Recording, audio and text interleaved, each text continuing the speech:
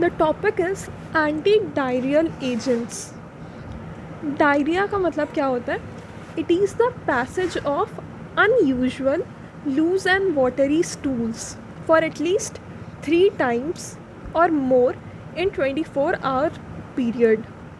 तो WHO के according अगर एक दिन में, अगर 24 घंटा में एटलीस्ट 3 टाइम या 3 टाइम से ज़्यादा लूज़ या वाटरी स्टूल पास हो रहा है, that is known as diarrhoea.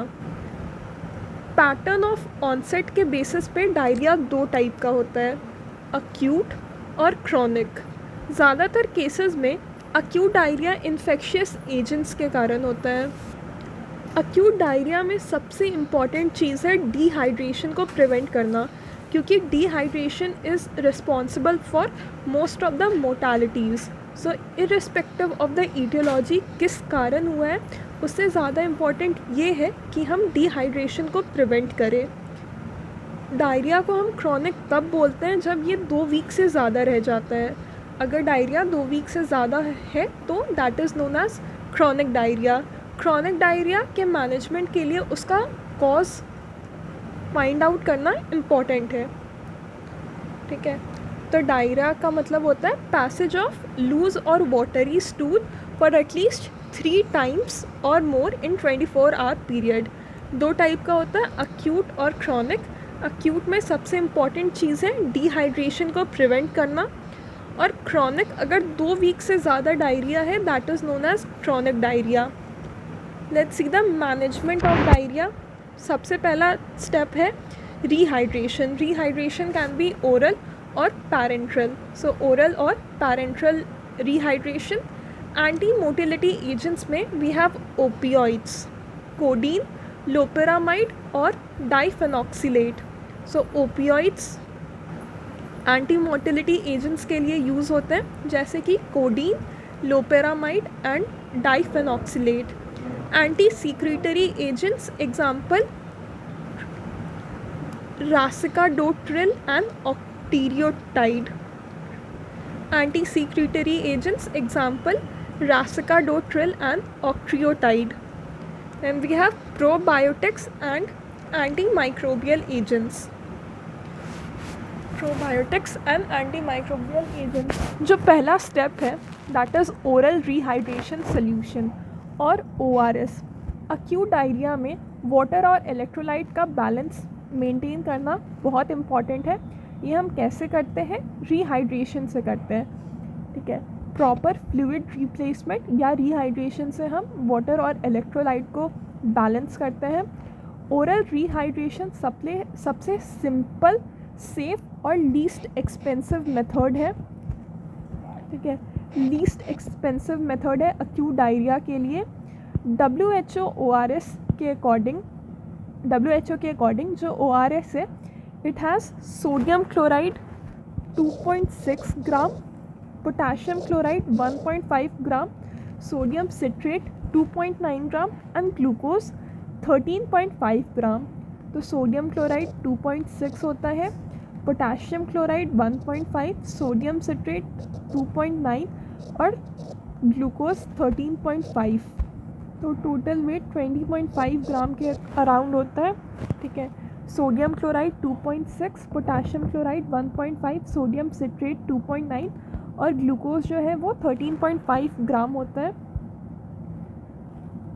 फिर इसको 1 लीटर वाटर में डिज़ोल्व करते हैं, जिससे हमें सोडियम मिलता है 75 मिलीमोल, पोटाशियम मिलता है 20 मिलीमोल, क्लोराइड मिलता है 65 मिलीमोल और सिट्रेट मिलता है 10 मिलीमोल और ग्लूकोज 75 मिलीमोल। सोडियम और ग्लूकोज का इक्वल मोल्स होता है, that is 75 millimoles. Then chloride 65 millimole, potassium 20 millimole and citrate 10 millimole. Total osmolarity is 245 milli osmolarity per litre.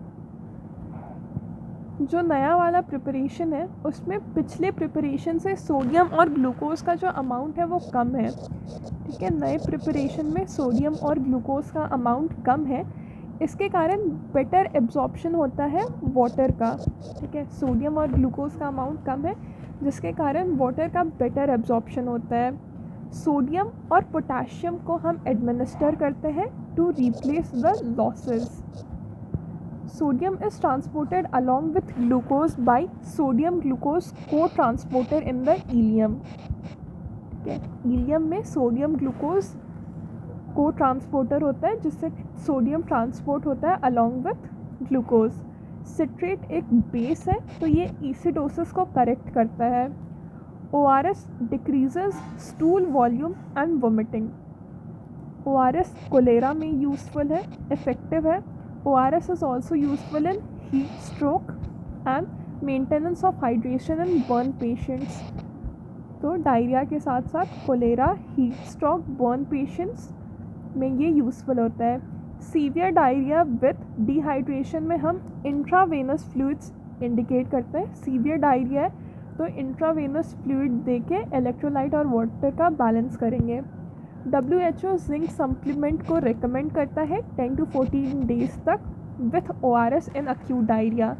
Zinc के कारण जो इंटेस्टाइनल सीक्रेशन है वो कम होगा और एपिथीलियम इंटेस्टाइनल एपिथीलियम का रीजनरेशन प्रमोट होगा। जिंक के कारण डायरिया का ड्यूरेशन और सीवियरिटी भी डिक्रीज़ होगा। तो जिंक सप्लीमेंट्स के काफ़ी यूजेस है। ठीक है, जैसे कि ये इंटेस्टाइनल सीक्रेशन को कम करता है, इंटेस्टाइनल एपिथीलियम को रीजनरेट करता है और डायरिया के ड्यूरेशन और सीवियरिटी को डिक्रीज़ करता है। एंटी मोटिलिटी और एंटी सीक्रेटरी एजेंट्स में वी हैव कोडीन। कोडीन एक नेचुरल ओपियम अल्कलॉइड है जो कि GI मोटिलिटी को रिड्यूस करता है जिसके कारण कॉन्स्टिपेशन होता है। तो कोडीन का साइड इफ़ेक्ट है कॉन्स्टिपेशन और it has abuse potential. Codeine का 2 साइड इफ़ेक्ट है, ये एडिक्शन कॉज कर सकता है और इसके साथ साथ कॉन्स्टिपेशन प्रोड्यूस करता है। मोटिलिटी डिक्रीज़ करता है बट उसके साथ साथ इट हैज़ अब्यूज़ पोटेंशियल और ये कॉन्स्टिपेशन करवा सकता है। Then we have diphenoxylate. Diphenoxylate is related to fatidine. Higher doses में इसके पास भी abuse liability है, इसलिए इसको हम atropine के साथ यूज़ करते हैं। Diphenoxylate is used in combination with atropine. Atropine diphenoxylate के absorption को decrease करता है और इसके abuse या overdose को कम करता है। कोडीन और डाइफेनॉक्सिलेट दोनों का साइड इफ़ेक्ट में कॉन्स्टिपेशन कॉमन है और डाइफेनॉक्सिलेट के कारण भी ड्रग एडिक्शन हो सकता है, पैरालाइटिक इलियस हो सकता है and this drug has been banned in many countries. ठीक है, क्योंकि डाइफेनॉक्सिलेट के कारण एडिक्शन हो सकता है, कॉन्स्टिपेशन और पैरालिटिक इलियस हो सकता है, that's why it is banned in many countries. Loperamide एक ओपियोइड एनालॉग है, ओपिएट एनालॉग है and it has more potent anti diarrhoeal effect than morphine. ये जो लोपेरामाइड है this is more potent than morphine. ये इंटरैक्ट करता है mu opioid receptor से जो कि गट में प्रेजेंट होता है। Loperamide is more potent anti diarrhoeal effect than morphine और ये म्यू ओपियोइड रिसेप्टर से इंटरैक्ट करता है and it reduces GI motility and increases anal sphincter tone. Loperamide GI motility को कम करता है और एनल स्पिंचर के टोन को इंक्रीज़ करता है। It decreases secretion induced by cholera toxin and toxins by Escherichia coli. Coli और कोलेरा टॉक्सिन के कारण जो सीक्रेशन इंड्यूस हुआ है उसको भी ये कम करता है, मतलब it has some anti secretory action also. It is orally effective and has rapid onset of action. इसका एक एडवांटेज ये है कि ये एक ओपियोइड एनालॉग है पर it has no abuse potential. ये ब्लड ब्रेन बैरियर को पुअरली पेनिट्रेट करता है और ये इसका एडिक्शन नहीं हो सकता है। It has no abuse potential. इसका यूजुअल डोज है 4 milligram start and then 2 milligram after each loose stool. Maximum dose इसका 16 मिलीग्राम इन 24 आवर्स है। ठीक है, लोपेरामाइड को हम अक्यूट और क्रोनिक दोनों टाइप के डायरिया में यूज़ करते हैं। इसे हम ट्रैवलर्स डायरिया में भी यूज़ कर सकते हैं। इसका साइड इफ़ेक्ट क्या है, टॉक्सिक इफ़ेक्ट क्या है, skin rashes, headache or paralytic ileus. Skin rashes, headache or paralytic ileus, and it should not be given in children younger than 4 years. लोपेरामाइड्स को चिल्ड्रन में नहीं देना है, स्पेशली वो बच्चे जो कि 4 साल से कम है, उनमें लोपेरामाइड को नहीं देना है. Anti motility drug produce only symptomatic relief in diarrhea and should be avoided in acute infectious diarrhea. Loperamide सिर्फ सिम्टोमेटिक रिलीफ प्रोवाइड करता है और इसको अक्यूट इन्फेक्शियस डायरिया में नहीं देना चाहिए. क्यों? क्योंकि इसके कारण जो ऑर्गेनिज्म है they can penetrate into the blood stream. Infectious diarrhoea में जो भी इन्फेक्शियस एजेंट है लोपेरामाइड के कारण it will penetrate into the blood stream. ये जो ड्रग्स है ये इंट्राल्यूमिनल प्रेशर को इंक्रीज़ करते हैं and hence should be avoided in IBDs. Loperamide को IBDs में भी नहीं देना है, बच्चों में नहीं देना है. Then we have clonidine. Clonidine anti secretory के साथ साथ एंटी मोटिलिटी इफ़ेक्ट भी रखता है. क्लोनिडीन में एंटी सीक्रीटरी और एंटी मोटिलिटी दोनों इफ़ेक्ट है. It is used to control diarrhoea due to opioid withdrawal and in diabetes patient with autonomic neuropathy. Clonidine का साइड इफ़ेक्ट होता है डिप्रेशन और हाइपोटेंशन. क्लोनिडीन का यूज़ क्या है? क्लोनिडीन में एंटी सीक्रीटरी और एंटी मोटिलिटी दोनों इफ़ेक्ट है. ठीक है. ओपियोइड विड्रॉवल के कारण जो डायरिया हो रहा है, ओपियोइड विड्रॉवल के कारण जो डायरिया है, या फिर डायबिटीज़ पेशेंट में जो डायरिया है, ठीक है, उसको कंट्रोल करने के लिए वी यूज़ क्लोनिडीन. इसका साइड इफ़ेक्ट क्या है? Depression and hypotension. Then we have octreotide. Octreotide is a analogue of somatostatin which is useful in secretory diarrhoea. Octreotide anti secretory agent है. ये सोमैटोस्टैटिन का एनालॉग है.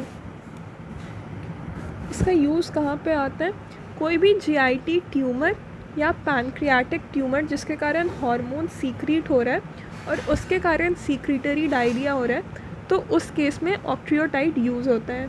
ठीक है. किसी भी hormone secreting tumour of GIT या पैनक्रियास के कारण सीक्रीटरी डायरिया है तो वहाँ पे भी use octreotide.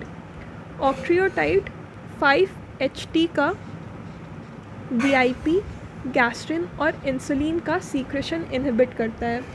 Octreotide 5-HT, VIP that is वैसोएक्टिव intestinal peptide, gastrin और इंसुलिन के सीक्रेशन को इनहिबिट करता है. ठीक है. VIP सीक्रेट नहीं होगा, गैस्ट्रिन, इंसुलिन ये सब सीक्रेट नहीं होगा और इसको हम एडमिनिस्टर करते हैं या तो इंट्रावीनसली या सबक्यूटेनियसली. ऑक्ट्रियोटाइड या तो इंट्रावीनसली या subcutaneously and it is used to treat diarrhoea in patient with AIDS. ठीक है. कोई भी ट्यूमर के कारण सीक्रेटरी डायरिया है या एड्स का जो डायरिया है उसमें we use octreotide. Then we have racecadotril. Racecadotril एक प्रो ड्रग है. ठीक है.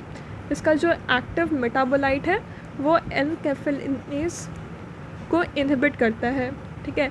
एनकैफेलिनेज क्या करता है? एनकैफेलिन्स को डिग्रेड करता है. तो when this enzyme enkephalinase is inhibited, enkephalins का डिग्रेडेशन इनहिबिट हो जाता है. ठीक है. जिसके कारण एनकैफेलिन्स का कंसंट्रेशन इंक्रीज़ होगा. रासिकाडोट्रिल एनकैफेलिनेज को इनहिबिट करता है जिसके कारण एनकैफेलिन्स का कंसंट्रेशन इंक्रीज़ होगा. इसके कारण जो इंटेस्टाइनल सीक्रेशन है वो कम होगा. एनकैफेलिन्स अगर ज़्यादा कंसंट्रेशन में होंगे तो इंटेस्टाइनल सीक्रेशन कम होगा. रासिकाडोट्रिल is also used in acute secretory diarrhea. It can be used in children. ये जो लोमीपेरामाइड था ये चिल्ड्रन में यूज़ नहीं होता है. ठीक है. रासिकाडोट्रिल है, उन्हें हम चिल्ड्रन में यूज़ कर सकते हैं. ठीक है. रासिकाडोट्रिल का साइड इफ़ेक्ट क्या है? नोज़िया, वोमिटिंग या drowsiness. Probiotics. Probiotics consist of either bacteria और yeast.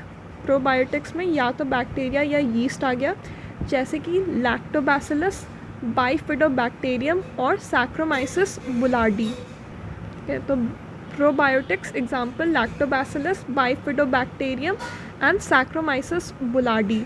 They may produce beneficial effect by competing with pathogens in the gut. Probiotics के बाद we have antimicrobials. Irrational use of antimicrobials should be avoided. They are indicated in acute bloody diarrhea. ठीक है, antimicrobials को irrationally use नहीं करना चाहिए, नहीं तो रेसिस्टेंस डेवलप होगा. They are indicated in acute bloody diarrhoea. They are also useful in cholera, pseudomembranous enterocolitis and amoebic dysentery. ठीक है, एंटीमाइक्रोबियल्स को हम लोग कोलेरा, स्यूडोमेम्ब्रेनस एंटेरोकोलाइटिस और अमीबिक डिसेंट्री में यूज़ करते हैं. ठीक है, let's see, this is a list of commonly used therapeutic agents for specific treatment of infectious diarrhea. तो शिजिला स्पीशीज़ के कारण अगर डायरिया हो रहा है then the preferred drug is ciprofloxacin. ठीक है, शिजिला स्पीशीज़ के लिए preferred drug ciprofloxacin. Alternative drugs are ofloxacin, ampicillin and cotrimoxazole. Shigella species के लिए सिप्रोफ्लॉक्सासिन, शाल्मोनेला के लिए सिप्रोफ्लॉक्सासिन, कैम्पाइलोबैक्टर जेजनी के लिए भी ciprofloxacin. So ciprofloxacin is the preferred drug for 3 organisms: shigella, salmonella and campylobacter jejuni. इन सब के लिए ciprofloxacin is the preferred drug. Shigella, salmonella and campylobacter jejuni, इन सब के लिए ciprofloxacin is the preferred drug. Vibrio cholerae के लिए डॉक्सीसाइक्लिन, वीब्रियो कोलेरा के लिए डॉक्सीसाइक्लिन, ईस्चेरिचिया कोलाई के लिए भी सिप्रोफ्लॉक्सासिन. सो सिप्रोफ्लॉक्सासिन एक तो शिजिला, साल्मोनेला, कैम्पाइलोबैक्टर जेजनी और ईस्चेरिचिया कोलाई के लिए भी यूज़ होता है. Doxycycline is used for Vibrio cholerae. Metronidazole is used for Clostridium difficile and Amoeba histolytica and Giardia lamblia. Clostridium difficile and Amoeba histolytica और Giardia lamblia के लिए metronidazole is used. ठीक है, so Shigella, Salmonella, Campylobacter jejuni और E coli के लिए the preferred drug is ciprofloxacin. Vibrio cholerae के लिए डॉक्सीसाइक्लिन और बाकी clostridium difficile infection and amoeba histolytica और जियार्डिया लैम्बलिया, इन सब के केसेस में वी गिव मेट्रोनिडाजोल. मेट्रोनिडाजोल कब कब देते हैं? Clostridium difficile infection and amoeba histolytica and giardia lamblia के केसेस में.